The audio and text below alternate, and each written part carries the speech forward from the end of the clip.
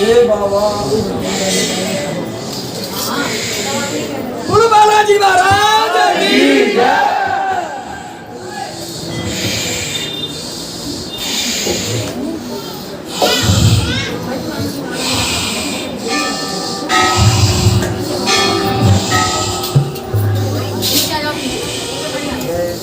जय श्री सीताराम, जय श्री सीताराम, जय श्री सीताराम, श्री सीताराम, जय श्री सीताराम, श्री सीताराम, जय श्री सीताराम। भक्तों तुम्हारा कल्याण होगा, भक्तों तुम्हारा कल्याण ही कल्याण छिपा है।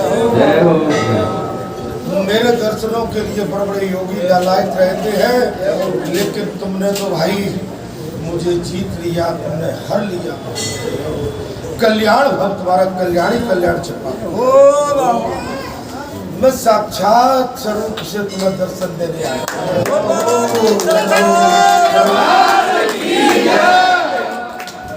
तुम्हारा कल्याण होगा बच्चों। ए बाबा ये भक्तों ये संताओ तुम्हारा कल्याण ही कल्याण हो। ए बाबा पंचानी की राम राम बोलियो।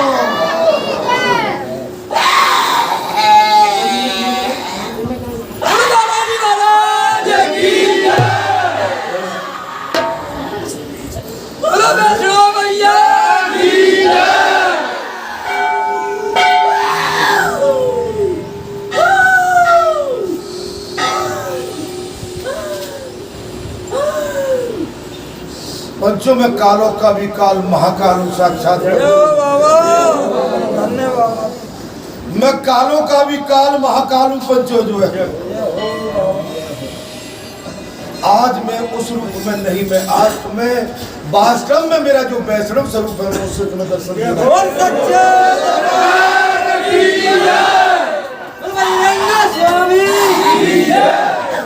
मेरा जो वास्तव में वैष्णव स्वरूप है उसके दर्शन करिए।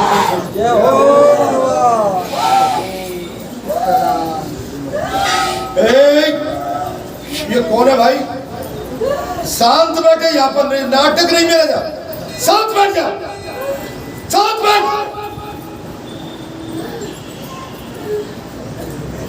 सच्चे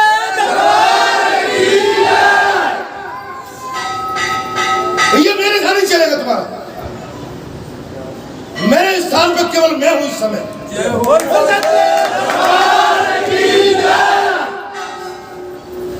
समझ लेना, मैं हिलाता ही रहूंगा, घर में भी तुम्हें चैन नहीं लेने, घर के अंदर चैन से नहीं रहते दूंगा।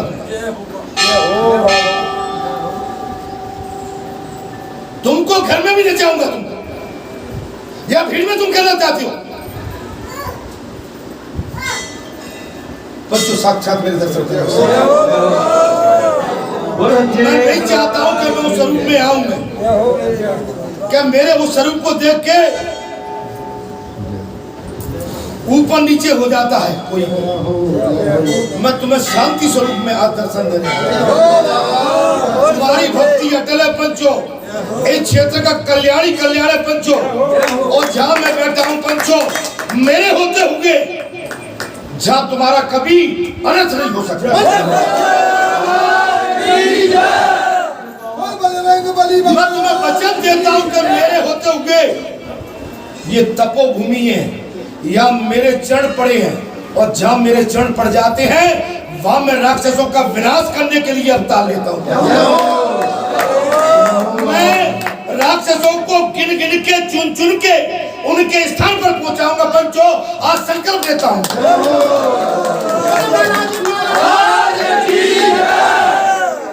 पंचो मैं राक्षसों को आज से मेरी जो विजयदशमी मानी जाएगी, आप गिनती करते जाना पंचो। कोई धोखे में मत रहना पंचो। मैं साक्षात वही हूँ जिसके दर्शनों के लिए बड़े बड़े योगी तरसते पंच। और आज के बाद अगर तुमने मेरे आते में और नाटक करे तो तुमको घर में चैन नहीं लेने दूंगा। अगर तू सच्ची भक्ति है तो आज मेरे सामने पर्चे दे, तू कौन है मेरा?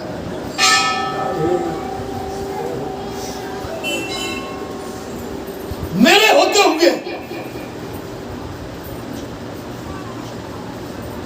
पंचो मैं कालों का भी काल महाकाल हूं पंचो। और जिसको मैं अगर जिस पर मेरी कहीं दृष्टि पड़ गई राक्षसों का विनाश करने के लिए मैं उसको छोड़ता नहीं। मैंने 100 गलती माफ करी और 100 से ऊपर कोई जाएगा पंचो तो ये मेरी नीति है, उसको मैं छोड़ूंगा। बस मैं अपनी बात को और तुम्हें दर्शन देने के लिए आया हूँ। तुम्हारा परम कल्याण होगा। मेरे दर्शन मात्र से आज ये समझ लेना, जो मेरे आज दर्शन करके जा रहा है आप घर के अंदर परिवार के अंदर आनंद की अनुभूति करोगे, ये मेरा वचन है।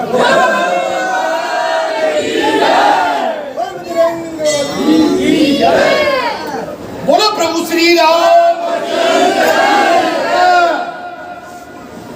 वैष्णो मैया की जय, माता रानी की जय। बच्चों कभी कभी मुझे तुम्हें सच्चाई बताने के लिए प्रकट होना पड़ता है। वैसे आज एक चीज और कह के जा रहा हूं कि मैं सदैव रहता हूं इस कोठे में मैं 24 घंटे रहता हूं। आप हल्के में कहीं तोल मत लेना मेरा बच्चों, मैं तो आपके लिए आपके कल्याण के लिए आया हूं। इस जगह पर इस क्षेत्र को ऐसा चमका दूंगा पंचो क्या इतिहास साक्षी होगा इसका। धीरे धीरे तुम्हारा कल्याण होगा सब।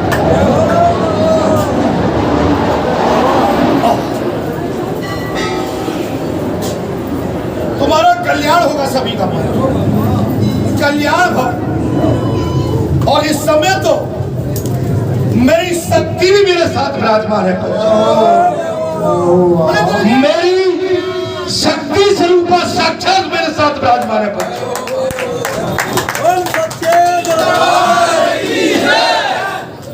महाविजयदशमी के दिन इस पर्व को आप धूमधाम से मनाए पंचों में कह के जा रहा हूं। इसको हल्के में मत तोल ले जाना पंचों।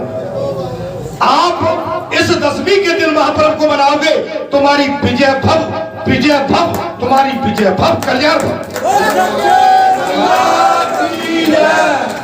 मैं अब अपने उसी स्थान पर पहुंचता हूं जहां मेरा स्थान है। मैं सीधा यहां पर स्थिर होता हूं पंचों।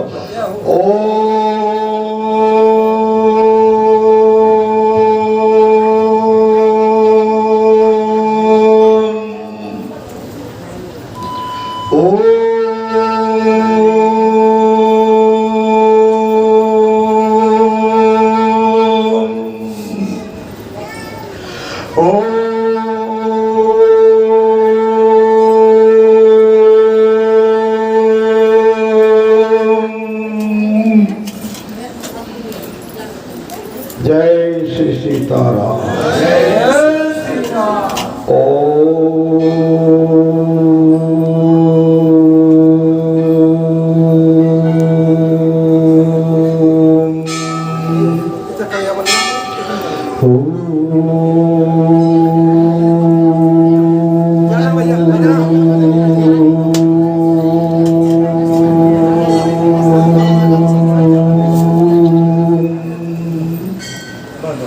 कल्याण तुम्हारा कल्याण होगा।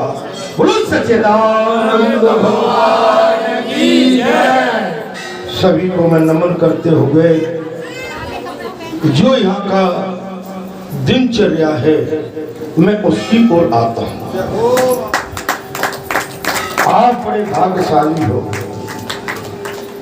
ये स्थान जैसे सूर्य चमकता है, जैसे चंद्रमा शीतलता देता है, जैसे वरुणदेव इंद्रदेव वर्षा करते हैं,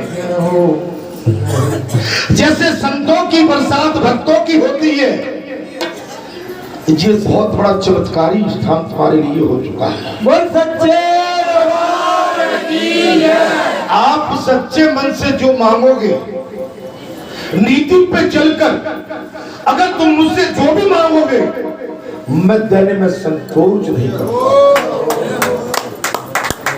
तुझे धर्म, सत्य, नीति, वैराग्य, अगर तुम मुझसे मेरे प्राण भी मांगोगे मैं तुम्हें कतई संकोच नहीं करूंगा। हे संतो, हे महात्माओं, न जाने इस भूमि ने, यहाँ की मिट्टी ने, न जाने यहाँ के बासिंदों ने, इस क्षेत्र के उन संतों ने, महात्माओं ने, आपके पितरों ने कौन सी ऐसी धर्म करनी की है कि मैं यहाँ आने के लिए हमेशा लाचार बना रहता हूँ, बेबस बना रहता हूँ। आज इस महापर्व के दिन में बहुत बड़ी बात कह के जा रहा हूँ कि मेरा इस समय जहां जो स्वरूप रहता है, ये बहुत बड़ा संसार है, लेकिन मैं यहाँ साक्षात खड़ा हुआ हूँ। इसके आगे मैं आपसे और कुछ बोल नहीं सकता। संसार मेरा बहुत बड़ा है, लेकिन इस समय मैं संपूर्ण लीला के साथ इस जगह पर खड़ा हूँ।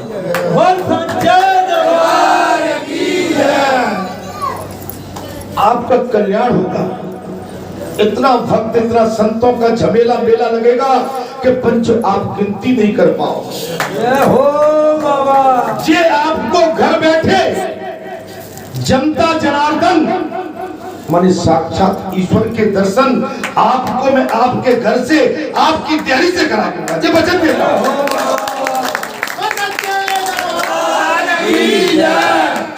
बस मुझे अब आप आशीर्वाद दें और मेरे प्रभु रघुनंदन का आप जाप करते रहें, भगवती का जाप करें।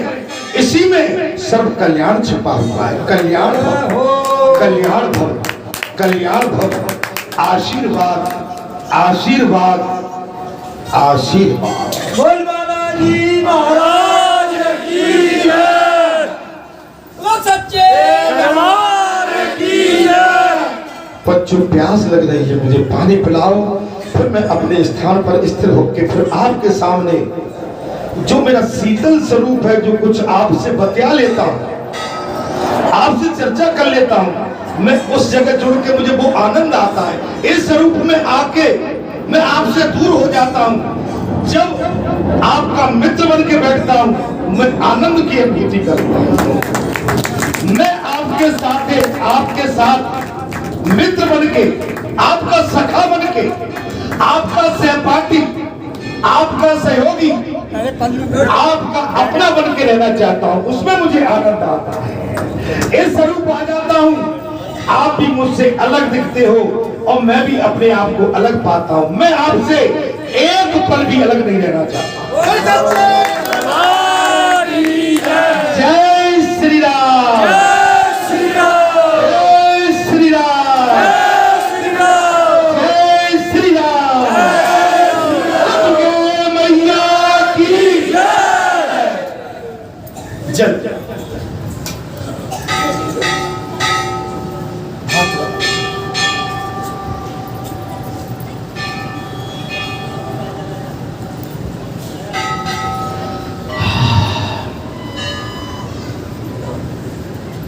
चलिए भाई, अब आप अपनी जो दिनचर्या है आपकी, जिस तरह से आप आम दिनों में, आम पर्वों में मुझसे चर्चा करते हैं, उसी स्वरूप में इस समय हूं। आप चर्चा करिए। बोलो सच्चिदानंद भगवान, बोलो बांके बिहारी, हर हर महादेव, बोलो वैष्णव मैया की जय। आपके तो दोनों हाथों में लड्डू है। जय हो। आपके दोनों हाथों में लड्डू, आपके लड्डू लड्डू है दोनों हाथों में। जय हो। आप ये तपोभूमि रज हो गई है। आप तो यहाँ का दर्शन करिए और सच्चे मन से आप कोई गांठ लगा दो रेशम के धागे से, आपका कल्याण ही कल्याण छिपा है। जय बाबा। वो तेरी लीला का ना पाया कोई पार, के लीला तेरी तू ही जाने। तेरी लीला का ना पाया कोई पार, के लीला तेरी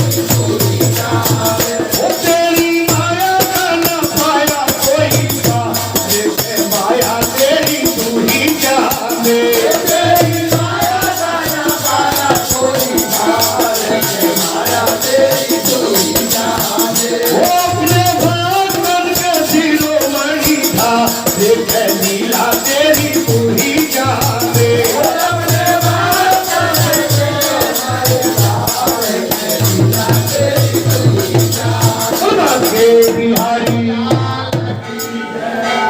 आरती हो गई, आरती हो गई, आपका सब कार्यक्रम निपट गया। अब मैं कथा की ओर आता हूं। आनंद आ गया, ये परम आनंद है और इस आनंद की अनुभूति परमानंद की कृपा दया से हमको प्राप्त हो। बगैर परमानंद के आनंद की अनुभूति असंभव। अरे सन्मुख होए जीव मोहे जबई, जन्म कोटि अगनासो तब।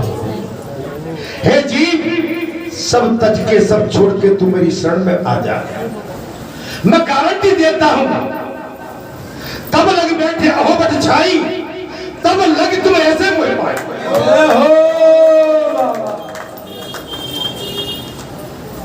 तब लग बैठे अहोबट छाई, तब लग तुम ऐसे मोह पाए। जैसे जाए मोह भ्रम भारी, अरे करियो जो जतन विवेक विचार। हे संतो, हे महात्माओं, स्थान पर मुझ पर और कथा पर संशय मत कर बैठना। अगर तुम्हारे मन में कोई संशय हो भी गया है तो भगवान का भजन करके उस संशय को काट देना। इसमें तुम्हारा कल्याण होगा और तुम संशय के दायरे में आ गए। मुझ पर संशय क्यों करते हो?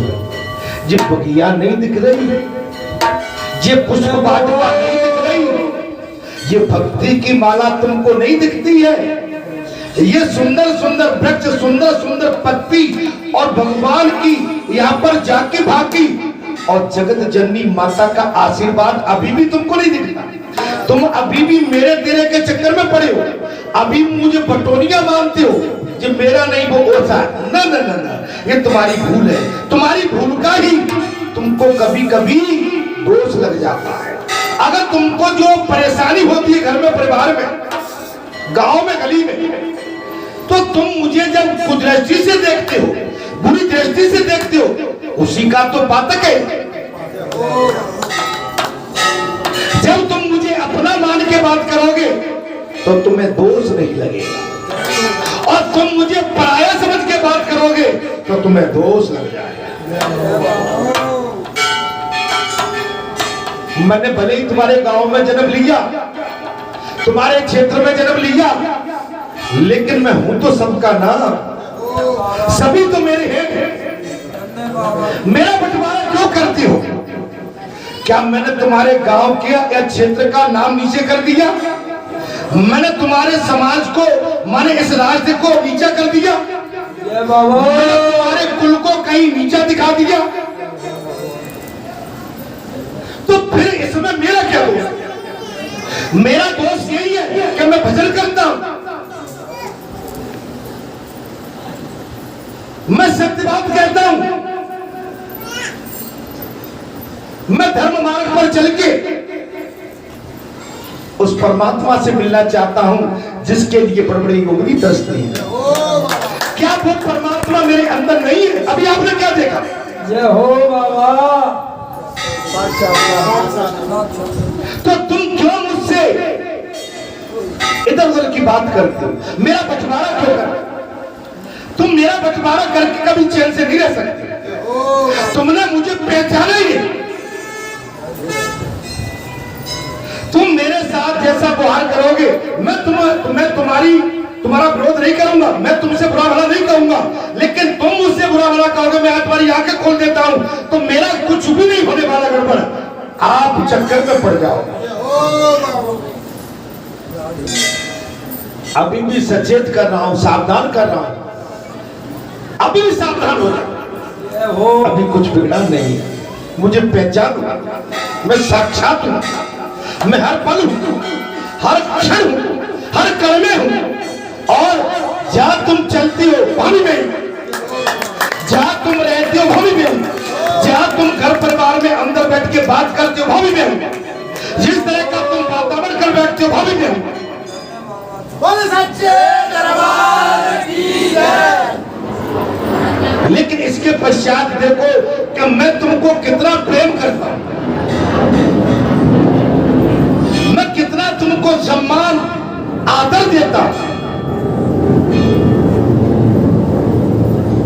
समझ में नहीं आ रही कि इतना बड़ा मेला चल रहा है, आज भगवती का दिन है, भगवती बैठ गई, आज मेला की स्थिति देखो।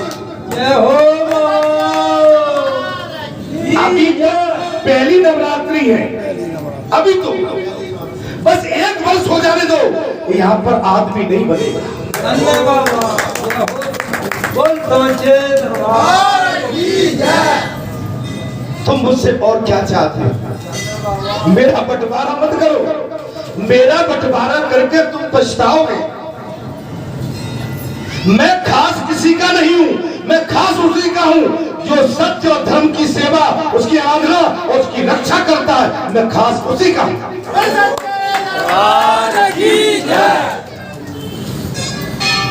मेरी बात बुरी जरूर लगती होगी महाराज, लेकिन मैं वही कहता हूं जो सत्य।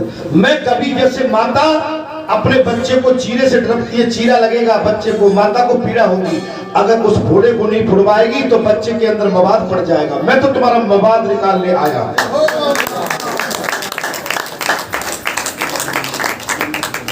अपना इलाज मुझसे करवा लो, मैं साक्षात बैठा हुआ।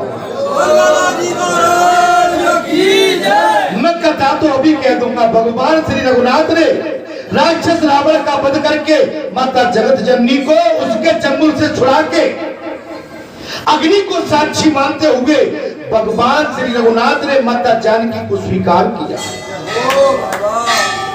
विमान पर विराजमान होकर भगवान बानर दल के साथ महाराज अयोध्या में आए, नंदी ग्राम में आए, जहां भरत थे। आप समझ सकते हैं मैं कौन हूं, क्या हूं, ये तुम्हारे अंदर की समझ नहीं है। मैं जो हूं वो हूं। मैं अभी अगर आपने कुछ देखा होगा, मुझे नहीं बोलना चाहिए, मैं वही हूं।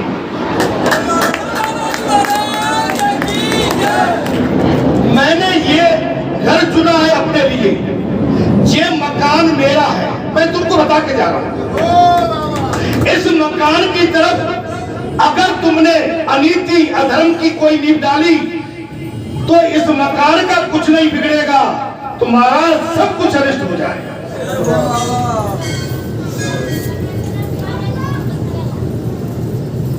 भगवान श्री रघुनाथ ने लंका पर विजय प्राप्त करने के लिए माता भगवती की आराधना की।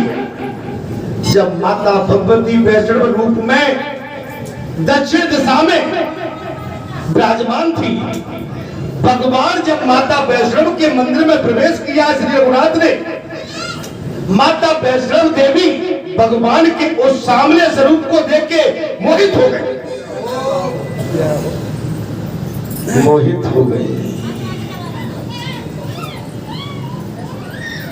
आवाज आई, आवाज आ गई। भगवान पूछने लगे आवाज कहां से आई?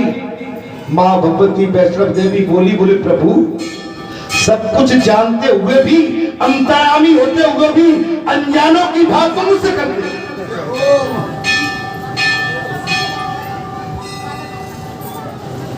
कौन हो देवी? बोले मैं आपकी अर्धांगिनी। बोले नहीं नहीं नहीं, इस समय तो मैंने इस अवतार में तो मैंने देवी सीता को स्वीकार किया है, तुम तो मेरे लिए भगवती हो इस समय, और भगवती के रूप में ही मैं आपके दरबार में आपकी जड़वंदना करने आया हूं। हे मां देवी मुझे शक्ति दे, मुझे शक्ति दे। बोले मैं तो आप पर इस समय मोहित हूं। बोले मां भगवती मैं तुम्हें वरदान देता हूं, मैंने त्रेता में एक पत्नी स्वीकार और धारण करने का संकल्प लिया था। जाओ मैं कलयुग में कल की अवतार लेके आऊंगा और उत्तर में जाके तुम तपस्या करो, तुम उस समय मेरी अर्धांगिनी होगी। जाओ। आज उत्तर में जो वैष्णव मैया का स्वरूप है, वही वैष्णव मैया इस समय आपके आने में आप समझ सकते हो कि बालाजी की कृपा और आपकी भक्ति आप देखिए ये वैष्णव धाम भी बना दिया है। अर्थात हे भक्तों, हे संतों, हे महात्माओं, कुविचार को छोड़ दो, भक्ति का गुणगान करो, इसमें परम कल्याण होगा। भगवान राम ने राक्षसों का वध किया है महाराज, और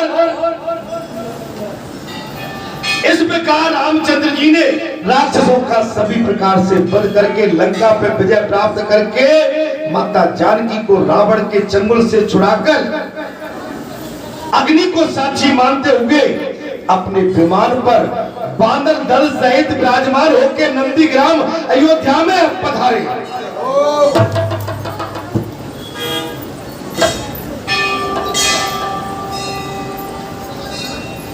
कथा मैंने यहां विराम दी थी। श्री रामचंद्र जी अयोध्या में प्रवेश किया था महाराज। भगवान श्री रघुनाथ ने, आपका कितना बड़ा भाग्य है कि वही विजयदशमी का महापर्व जिसके लिए भगवान ने व्रत धारण किया था, किसके लिए? बुराई का विनाश, अच्छाई पर विजय। बुराई का विनाश, अच्छाई पर विजय। उस समय रावण का दर्प दलन करने वाले श्री रामचंद्र जी बहुत प्रसन्न थे। जब बुराई का विनाश होता है तो आप जैसे संत महात्मा प्रसन्न होते हैं। जब कोई राक्षस मारा जाता है, अब मरता है, तब आप जैसे धर्मात्मा प्रसन्न, भले ही उसको अपने मुंह से उच्चारण न कर पाए, लेकिन अंदर से ठंडक महसूस करते हैं कि कोई एक अधर्मी, कोई एक राक्षस इस संसार से गया। उस समय भगवान राम बहुत प्रसन्न थे। उन्होंने अपने भाइयों के साथ 11,000 वर्षों तक राज किया।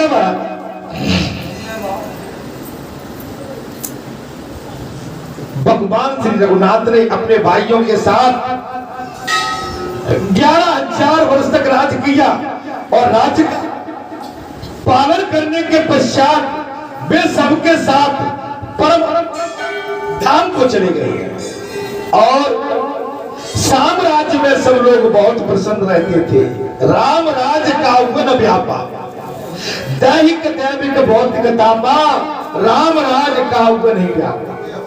राम का राज ऐसा था, दैहिक माने देह की बीमारी, दैविक देवताओं की, भौतिक माने संसार के, ये तीन ताप होते हैं, ये उस समय किसी को व्याप्त नहीं। न कोई बीमार था, न देवता किसी को सताते थे, और न संसार किसी को परेशान कर सकता। सभी धन धान्य संपन्न तथा पुत्र पौत्री से भरपूर थे। उस सभी आनंद में थे, सभी सृष्टि प्रसन्न थी। जैसे आपके बालाजी धाम की जो सृष्टि इस समय आपको प्रसन्न। देखिए इन लताओं को देखो, इन पेड़ों को देखो, ये पत्तों को देखो, ये बात करते हैं, ये तुम्हें मुस्कान देते हैं, तुमसे कहती हैं कि मुस्कान हमसे ले जाओ, अपने संसार के रोग छुड़ जाओ।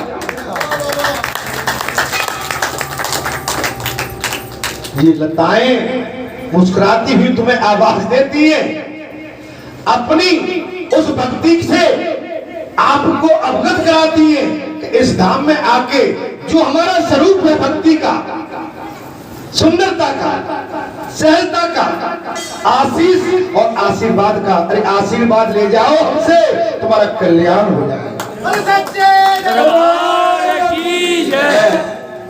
लेकिन हम समझते नहीं है कि ये तो मूसर बंजर था, ये इतनी सुंदर सृष्टि, इतनी बढ़िया पुष्प वाटिका कैसे तैयार? असुवन जल सींच सींच प्रेम बोल बोल, असुवन जल सींच सींच प्रेम बोल बोई, अब तो बेल फैल गई आनंद फल होई। अरे भगत देख राजी भई, जगत देख रोई, दासी मीरा लाल गिरधर, तारो अब मोही, तारो अब मोही।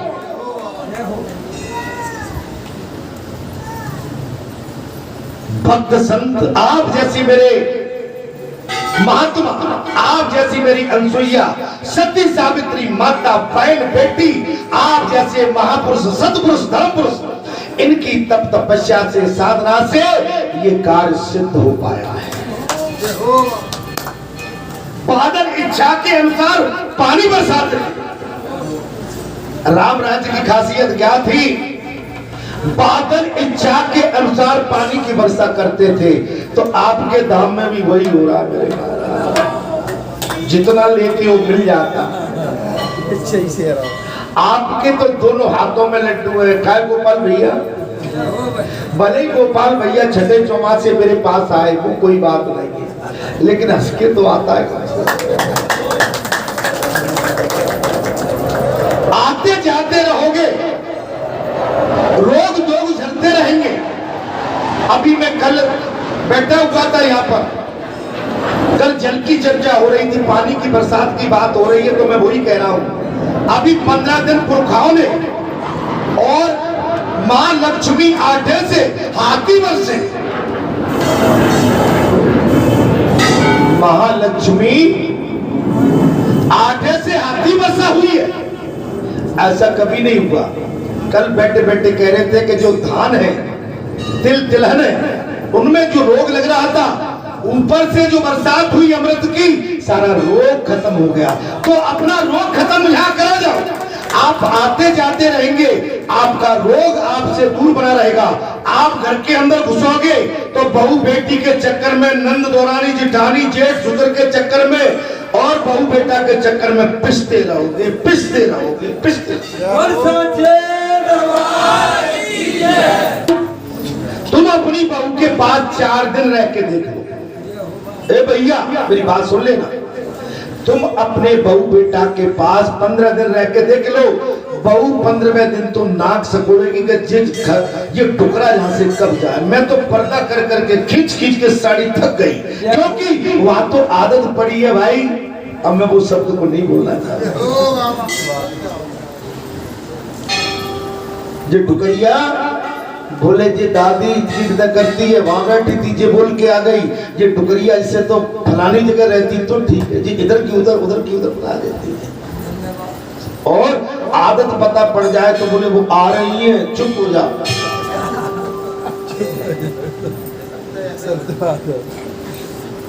इसलिए संसार आपका कल्याण नहीं कर सकता। संसार में तो आपको केवल कलेश ही कलेश मिलेगा।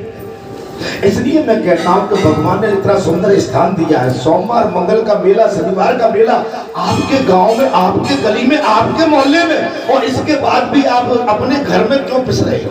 घर में क्या मिलता है? यहाँ तो भगवान की कथा मिल जाएगी और शुद्ध वायु मिल जाएगी, और आप इस बगिया का छाया भी ले जाओगे तो आप उसी में हरे भरे होते रहोगे, उसी में हरे भरे। महाराज भगवान श्री रामचंद्र जी के राज्य में महाराज सभी लोग प्रसन्न थे, सभी धनदान से संपन्न तथा पुत्र पोत्रों से भरे पूरे पड़े थे। बादल इच्छा के अनुसार पानी बरसाते थे। भगवान श्री रघुनाथ के त्रेता में अन्न की उपज कई गुनी अधिक होती थी। अन्न की उपज कई गुनी अधिक होती थी, और गौएं घड़ा भर भर के दूध देती थी। गौएं घड़ा भर भर के दूध देती थी भगवान राम के राज्य में। और वृक्षों में सदैव फल लगे रहते थे। भगवान के राज्य में वृक्षों में सदैव फल लगे रहते थे। महाराज व्यास जी बोलने लगे, बोले हे राजन, श्री रामचंद्र जी के राज्य में किसी को आदि व्याधि नहीं सताती। आदि व्याधि नहीं सताती। आदि व्याधि से बचने के लिए बालाजी धाम आते हो कि नहीं आते? अच्छा, जहां पर आशीर्वाद ले जाते हो, जहां के बाद फिर घर भग जाते हो, और कुछ फिर आंख में तकलीफ हुई, कान में तकलीफ हुई, पेट में तकलीफ, बोले चलो बालाजी में। बालाजी महाराज की जय। आप हमेशा आते जाते रहे, हमेशा। अब तो तुमसे नाता जुड़ गया है प्यारे। एक कन्हैया, ए बालाजी बाबा, अब तो तुमसे हम नाता जोड़ गए थे। तुमसे बड़ा नातेदार, तुमसे बड़ा हितैषी, तुमसे बड़ा सुख चिंतक, हम दर्द इस संसार में कोई दिखता ही नहीं। भगवती, अब तो तुम्हारे आंचल की छाया में ये थका हुआ तुम्हारा बेटा तुम्हारी जड़ वंदना करके तुम्हारी आंचल की छाया में तुम्हारे चरणों में सर रख के ये अपने संसार की थकान मिटाना चाहता है। थक चुका हूं संसार की मार खाते खाते मेरी मां, मैं इतना थक चुका हूं कि अब तो चलने में भी असमर्थ हो गया। हे भगवती, हे मां, अपना आशीर्वाद दे दे, अपनी गोद में मेरा सर रख के अपने हाथ को मेरे सर पर फेर दे और ममता की ऐसी गंगा बहा दे कि मैं संजीवनी पाके मां के उस आंचल की उन्हें दौड़ लगाने लगूं। बोल सच्चे दरबार की जय। बगैर भगवान भगवती के हमारे जीवन का कल्याण नहीं है। हम कितना भी धन इकट्ठा कर लें, कितनी भी कोठी बना लें, कितनी भी जागीर जायदाद बना लें, लेकिन बगैर भक्ति भगवान के धर्म के कर्म के इसके बगैर हमारा कल्याण नहीं है। हम कितनी भी कमाई कर लें। रावण के पास सोने की लंका थी, लेकिन सब कुछ होने के बाद भी रावण अशांत था।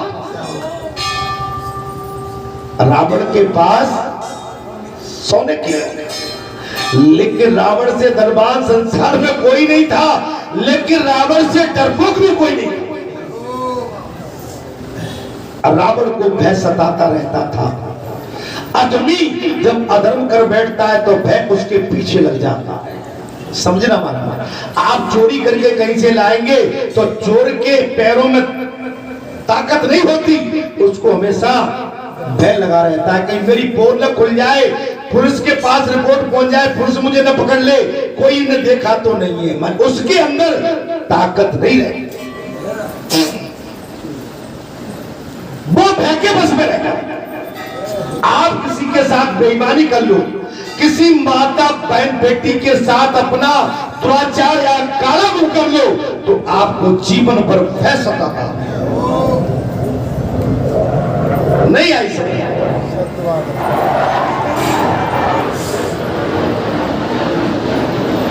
इसलिए आप निर्भय कैसे हो सकते हैं जब आप कहीं गंदी करतूत नहीं करेंगे, किसी के साथ अनर्थ नहीं करेंगे, किसी के साथ दगाबाजी धोखेबाजी नहीं करेंगे, किसी का चरित्र हनन नहीं करेंगे।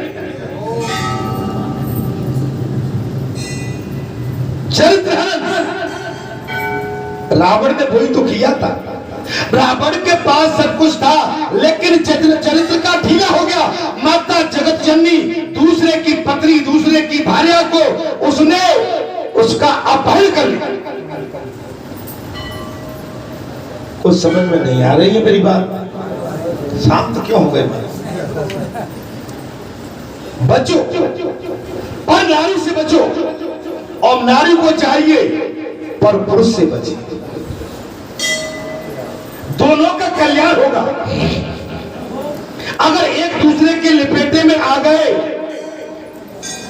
तो आप कहीं खड़े नहीं हो पाओ। महाराज, राम के राज्य में ब्राह्मण तथा वेद पाठन में वेद पाठन में लगे रहते। भगवान श्री रघुनाथ के टाइम में ब्राह्मण वेद पाठन में लगे रहते। अब तो अगर ब्राह्मणों की बात करें तो सब कुछ ढीला हो गया। ब्राह्मण केवल पोथी पढ़ते थे, ब्राह्मण अब ठेकेदार हो गए। ब्राह्मण अब दारू मदिरा के भी ठेकेदार हो गए। ब्राह्मण जो दुकानें होती हैं बड़ी बड़ी शहर के अंदर, उनके व्यापारी हो गए।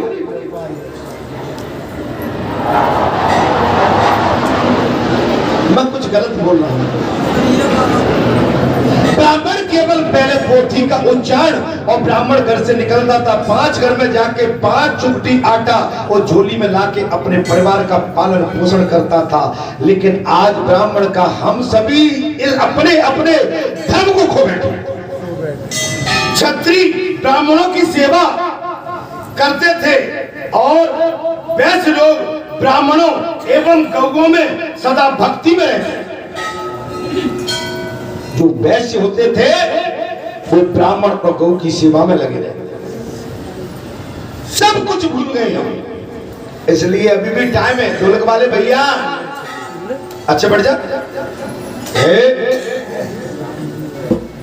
सब कुछ ठीक है, बढ़िया बढ़िया। अगर तुम फौज में भर्ती हो जाओगे, ढीले पड़ जाओगे महाराज, हाँ, तब तक तो पाकिस्तान का एक कोई उग्रवादी भीतर हो जाएगा महाराज। अभी हम जहां बैठे थे, आपको ध्यान होगा, हम सुंदरकांड कर रहे थे, लेकिन एक श्वान भीतर गया, निकल आया, फिर गया। अच्छा, ये बाहर ढूंढ रहा था, मैंने कहा भीतर देखा। दृष्टि आपकी ऐसी होनी चाहिए, कथा भी चल रही है और दृष्टि आपकी घूम भी रही है, तब तो आनंद है महाराज। संसार धोखे वाला, संसार अखियों की मत मानियो रे, अखियां ठग लेंगे, अखियां ठग लेंगे। अखियों की बात मत मानियो, अखियां ठग लेंगे। मैं ठीक बोल रहा हूं? बच्चा में सब साफ ठगा, अखियां ठग लेंगे। अखियों की बात माने तो संसार के प्रपंच में पड़ जाओगे, और संसार के प्रपंच में तो फिर ऐसी मार पड़ेगी कि तुम कहीं के भी नहीं रह पाओगे। अखियों की मत मानियो रे, अखियां ठग लेंगी। मन की मत मानियो रे, मन ठग लेगा। आत्मा की बात मान जाइयो, अरे तुम्हारा कल्याण हो जाएगा। क्षत्रिय ब्राह्मणों की सेवा करते थे और वैश्य लोग ब्राह्मण एवं गौ में सदा भक्ति में रहते थे। तब व्यास जी ने कहा राजा युधिष्ठिर से, बोले हे धर्मराज, उस समय वर्ण संकरता और कर्म संकरता का नाम नहीं सुना जाता। वर्ण संकरता और कर्म संकरता का नाम नहीं सुना जाता था। कोई भी स्त्री बाज नहीं होती थी। दुर्भाग्यवती, काकबंध्या, मृत्युवत्सा अथवा विधवा नहीं होती थी। भगवान के राज्य में कोई भी स्त्री विधवा नहीं होती थी। किसी माता की कोख, किसी माता का आंचल सूना नहीं रहता था। सधवा स्त्री को कभी विलाप नहीं करना पड़ता था। जो साध्वी स्त्री थी उनको कभी रोना नहीं पड़ता था। कोई भी माता पिता और गुरु की अवहेलना नहीं करते।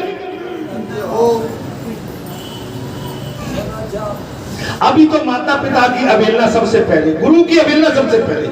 आप बुरा मत मानना, हम लोग कथा कहते हैं तो कथा के बाद जो तुम तर्क वितर्क करते हो वो ठीक नहीं है।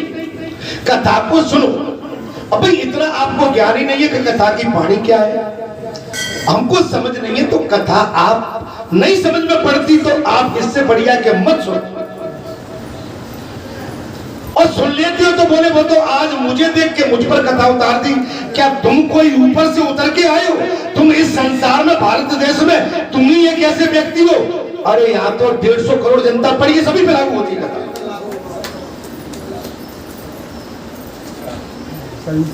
ब्राह्मण देवता ये नहीं, इफ एंड बट, किंतु एंड परंतु है, ये नहीं होना चाहिए। आप सच्चे भाव से कथा का श्रवणपान करें। कथा संसार की व्यथा को काट के हमें जीवन, हमारा संसार में हमारा जीवन कैसे निकले उस मार्ग को दिखाती है, मार्गदर्शन करती है, प्रेरणा देती है और प्रेरणा देके हमारे कल्याण का मार्ग भी चुनती है। अर्थात तब व्यास जी ने कहा महाराज, कोई भी माता पिता और गुरु की अवहेलना नहीं करते। आजकल तो माता पिता की अवहेलना सबसे पहले, मैंने कई देखे, मैंने कई को समझा, अरे अपने पिता से तो, अरे नहीं मैं नहीं सुनूंगा, वो ऐसे है। अरे दोस्तों, जिस माता पिता ने हमें जन्म दिया, जिस माता पिता ने हमें चलना सिखाया, आगे बढ़ाया, आज उस माता पिता से हम विमुख होकर हम उनको दोषी बना मानते हैं, तो इससे बड़ा पातक पाप कुछ हो नहीं सकता। जिसने अपने माता पिता का अपमान किया तो समझ लो उसने बहुत बड़ा पाप किया है। इससे बड़ा पाप संसार में कुछ हो ही नहीं सकता। प्रत्येक मनुष्य पुण्य करता है, हर मनुष्य पुण्य करता है और बड़े बूढ़ों की आज्ञा नहीं टालता था। हर मनुष्य पुण्य करता। मैंने अभी प्रातः काल की कथा में यही कहा था कि गंगा सागर है और गंगा सागर में तुम एक बूंद अपने अन्न की, धन की, जल की, अपने भाव की इसमें डाल दो, ये महासागर हो जाएगा। लेकिन सभी को करना है। यह गारंटी केवल भगत जी अकेले लेके नहीं बैठेंगे, भगत जी करेंगे सो ही होगा। हम जितने भी जुड़े हुए हैं यहाँ पर, अगर आप यहां नहीं करोगे तो झाड़ू पोछा करो, सेवा करो, सफाई करो, वृक्षों की सेवा करो। अगर पानी नहीं बरसा तो उनमें पानी दो, ये तो कर ही सकते हो ना। लेकिन इसके पश्चात आप महंगे से महंगे कपड़े, महंगे से महंगा टेलीफोन, महंगे से महंगा आप मोबाइल रखते हो और महंगे से महंगे भोजन घर में जाके आप चाउमीन, खाउमीन, चाउमीन कलम अटेंड करते हो। क्या भगवान के लिए आप पर इतना भी धन नहीं है कि कुछ निकाल के डाल जाए जो आपके धर्म के काम आएगा? जो आपके आड़े वक्त में, बुरे वक्त में वही निकाला हुआ धन, भगवान के प्रति समर्पित किया हुआ पुण्य आपके आड़े वक्त में काम आएगा। बोले हमने तो तब कथा कहलवा दी थी, अब तो सौगंध खा के बैठे, हम नहीं कुछ करेंगे। और बुआ बाबरी ये कहते कि पानी कल तो 2 लोटा ले गए थे, अब पानी नहीं देंगे तब तो भैया कुछ मैं गलत बोल गया।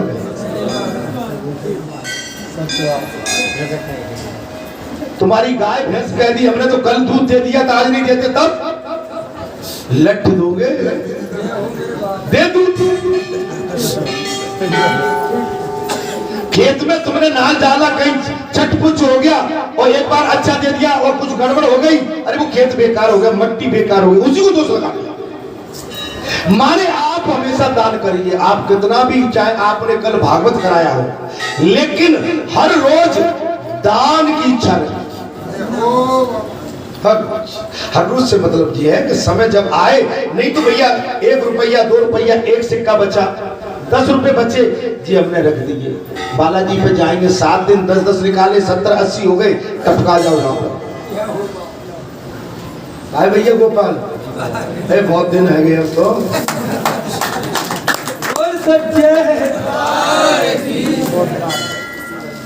मेरी बात को समझो, है ना?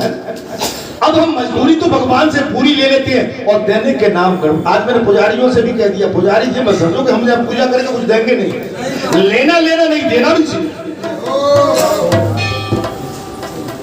आड़े भगत में अगर घी बत्ती नहीं है, अगर रुई खत्म हो गई तो बोले रुई तो तभी आई, तब हम कहेंगे तब आई। नहीं, तुम बाजार में जाते ही हो, तुमको मालूम है कि रुई बत्ती खत्म हो गई, ये तुम ले आओ, बोले हम गए थे खत्म हो गए, भैया पैसा ले लो।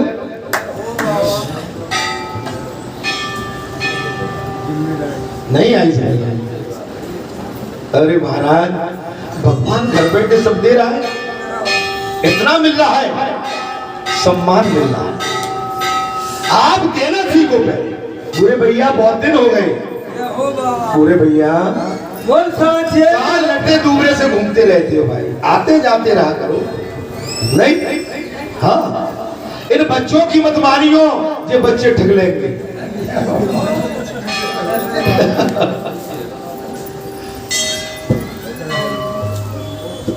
अच्छा, की कथा ये कह रही है भगवान राम के राज्य में माता पिता का माने पूरी सेवा करते थे, लेकिन आज के युग में आप क्या कह सकते हो, कोई भी माता पिता और गुरु की अवहेलना नहीं करते थे। प्रत्येक मनुष्य पुण्य और दान करता था, प्रत्येक मनुष्य। इस कथा में दिया मैं इसलिए बात कह, प्रत्येक मनुष्य दान पुण्य करता। अच्छा, अपना किया हुआ दान बताओ, एक चीज और बताता हूं, जैसे हमने कोई कथा करवाई, कुछ किया, हम आगे ना, हम पीछे, लेकिन मैं ये जरा सा किया नहीं, वो पीछे, आप पीछे की श्रेणी, हनुमान कहते हैं पीछे रहना सीख। भाई ये तो मालूम है कि अमुक कथा हमको ने कराई है, तो भाई उसने तो कराई है, अब हम सबको बाईपास करके आगे, वो थोड़ा ठीक है, वो अभिमान है, वो अज्ञान है। हम 5 पंच 10 पंच उनको सौंप दिया, तुम करो तुम देखो। भाई भगवान ने हम पर दया कर दी, भगवान ने हमको पीड़ा दे दी, और भगवान ने हमसे ये नेक काम करा लिया। हम तो आपके भगवान के भैया रेडी हो गए कि कुछ इस बहाने निकल तो गए।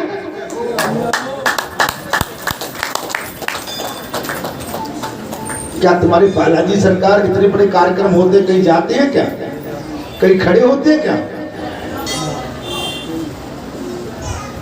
भाई करने वाले आप, कराने वाले आप, देने वाले आप, दिलाने वाले आप। हम जबरई से अपनी छाती के आगे निकाल कर क्यों हैं? अरे मैं कुछ गलत बोल रहा हूँ। देखो जो कुछ करना अभी वापस कर देना, पीछे कुतर मत करना। अभी मैं बैठा हूँ गद्दी पे, जो वापस करोगे मैं स्वीकार कर लूंगा, लेकिन पीछे कुतर करोगे तो भाई तुम पर पातक लग जाएगा।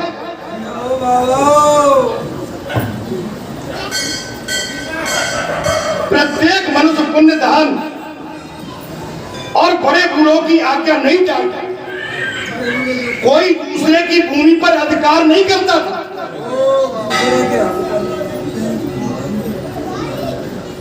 अब तुम कहां निकल के जाओगे? अरे तुमने सारे गौचर तोड़ के अपने अधिकार में कर ले, सास की भूमि तुमने अपने खेत खलियान बना लिए, गऊ को लठ दे रहे हो। नहीं बतराओ, मुझसे क्या बतरा सकते?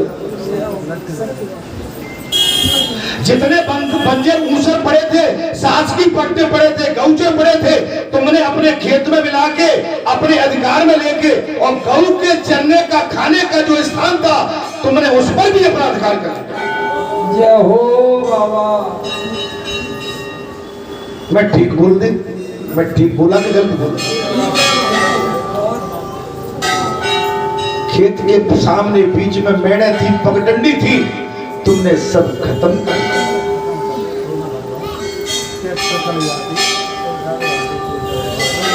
जी इसी का तो पातक लग रहा है, यही तो पाप खाई जा रहा है भीतर भीतर। हम अवैध कब्जा करेंगे, अवैध। ये जनता जनार्दन के लिए कोई आपने वातावरण बनाया वो अलग चीज है, लेकिन तुमने निजी अपना घोंसला बनाया वो पातक। भैया जहां पर तुमने झूठ नहीं दो, मेरी बात दे दो। कोई दूसरे की भूमि पर अधिकार नहीं जमाते थे, सभी पराई स्त्री से विमुख रहते थे।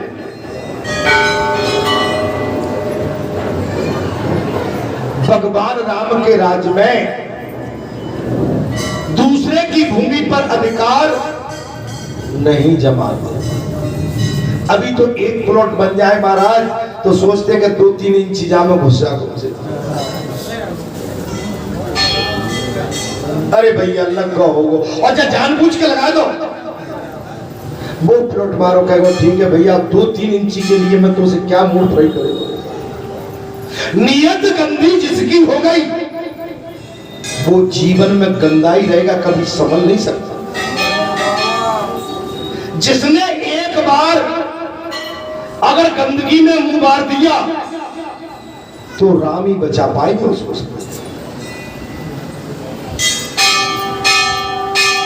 सभी पराई स्त्रियों से भगवान व्यास कहते हैं, बोले हे धर्मराज युधिष्ठिर, भगवान के राज्य में सभी पराई स्त्रियों से दूर रहते हैं। आपको पराई नारी को टच करने की आवश्यकता नहीं। आप पराई नारी को केवल मां के लिए आपको अनुमति है, बस मां की गोद में जा सकते हो, मां से आप बात कर सकते हो, अन्यथा अन्य किसी भी स्त्री से आपको पर नारी से बतियाने की, उसके टच करने की, उसके साथ चलने की कदापि अनुमति नहीं।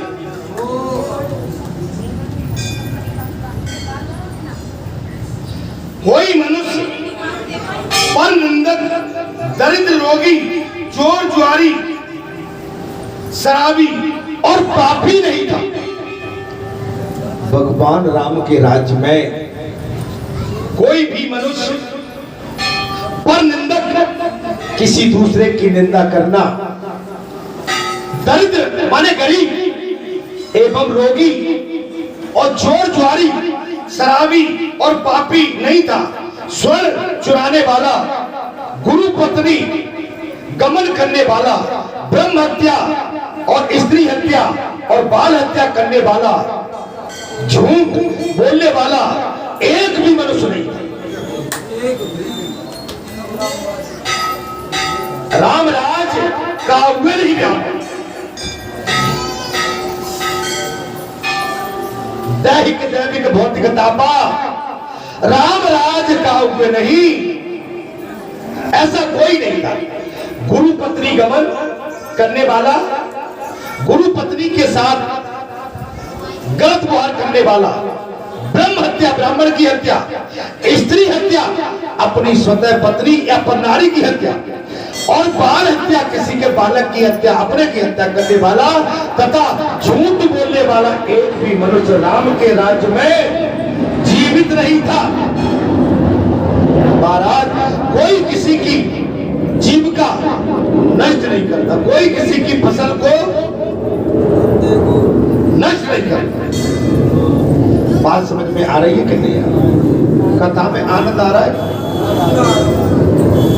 कोई किसी की हरी भरी फसल को नष्ट नहीं करता था, कोई झूठी गवाही नहीं देता था और सठ कृतवंत एवं मलिन मनुष्य कहीं देखने को भी नहीं मिलता। मलिन नहीं था, सठ नहीं था, गमार अज्ञानी नहीं था। ब्राह्मण वेदों के परंपरागत विद्वान होते थे और सदा सर्वत्र उनकी पूजा होती थी। ब्राह्मणों की सदैव पूजा होती थी रामराज में। भाई ब्राह्मणों की पूजा तो कलयुग में भी हो रही है। भले ही ब्राह्मणों ने कोई स्वरूप अपना धारण कर लिया हो, लेकिन ब्राह्मणों के सम्मान में आज भी 50% मामला है।